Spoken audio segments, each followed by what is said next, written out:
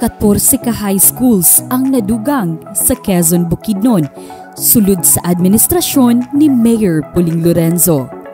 Usa sa prioridad sa administrasyong Lorenzo ang kahigayunan hilabi na sa mga kabataan. Kaniadtong tuig 2019, unong ka high schools lang ang anaa sa lungsod. Tungod niini, lisod kaayo ang pagskwela, hilabi na katong nanimuyo sa lagyo ug hilit ng mga lugar. Sa unang tuig lang sa administrasyon, 5 ka high schools ang gitukod nato.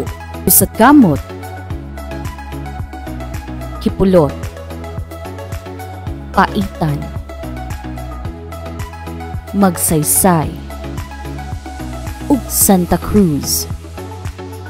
Sa tuig 2021, 5 na usab katunghaan ang nadugang. Sa Manoto, Merangiran, Linabo, Palakapaw, ug Santo Domingo. Tulo sa tuig 2022, sa Kawayan, Mibantang, ug Minsalirak, ug usa sa tuig 2023, Quezon Central. Gikan sa unom sa pagsugod sa administrasyon, karon 20 na ang high school sa Quezon, sulod sa 5 lang katuig.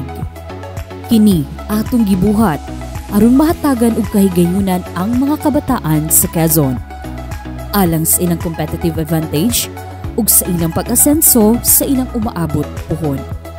Sa Quezon, Bukidnon, ang kahigayunan sigurado.